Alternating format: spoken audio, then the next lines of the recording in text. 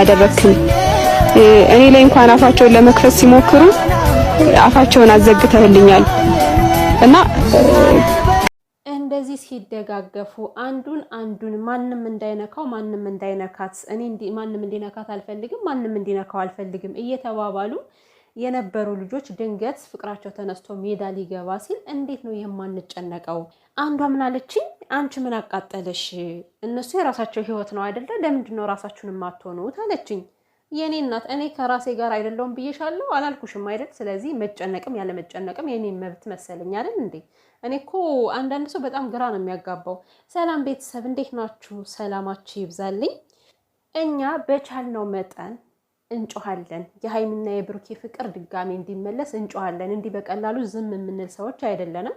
እንግዲህ አንዳንድ መታችሁ የሆነኛ ድምጽ ስንሆን ወይም ታረቁ ምናምን ብለን ስንጮ የሚያናድዳችሁ ሰዎች አላችሁ መሰለኝ። እኔ አያገባኝም ስለናንተ ማለት ነውና ማለት ባለፈው ዳኒሮስ እንደዛ ሲናገር ለምንድን ነው እንደዚህ ብለህ የምትናገረው ብዬ በጣም ተናድጄ ነበርና ምን አቃጠለሽ አለችኝ። መብቴ ነው መቃጠል ምንድን ነው ክፉ አታናግሩና እና ምንም ካላደረገ ልጅ ላይ መጥቶ አፉን ሲከፍት ዝም እለዋለሁ እንዴ?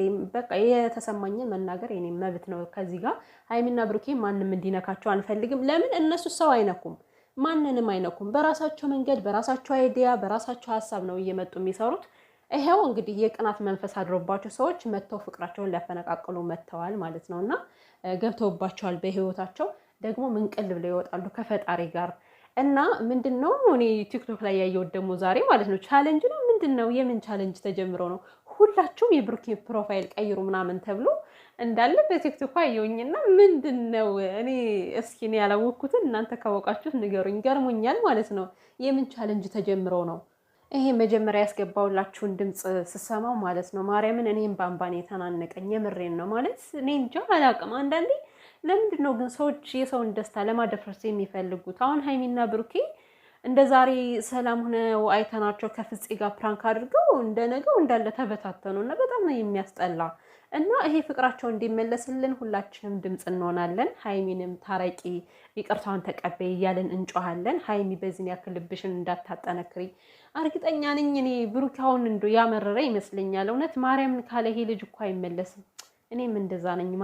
ማርያምን ካልኩ አንድ ነገር አልመለስም። በጣም ከባድ ነውና የሱ ነገር ነው እንደውም የሚያሳስበው። ምክንያቱም ባለፈው ከዚህ በኋላ እንዳታገኝኝ በቃ ማርያምን ብሎ ስለሄደ ምናልባት እሱ ነው ሊገኝ ያልቻለው። አሁን እኔ ስቶሪ ላይ ራሱ አጣኋቸው። ሰው ስቶሪ ላይ ለጠፉ ምናምን እያለ ነበር፣ ግን የሉም።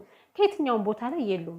ኢንስታግራም የሉም፣ ቲክቶክ ላይም የሉም፣ የትኛውም ቦታ ላይ የሉም። እኔ እንጃ እንግዲህ ብቻ ፈጣሪ ሰላሙን ያሰማን። እና አንዳንድ ሰዎች ደግሞ እንደዚህ ድምጽ ስንሆን ማለት ነው ልትኮልሙን አትፈልጉ ምንድነው የሚባል ማለት አትግቡብን። በቃ ይሄ የራሳችን ሀሳብ ነው። የኛ ድምጽ መሆን የራሳችን ሀሳብ እስከሆነ ድረስ በእናንተ አንደበት አይደለም ድምጽ ነው። ምንድነው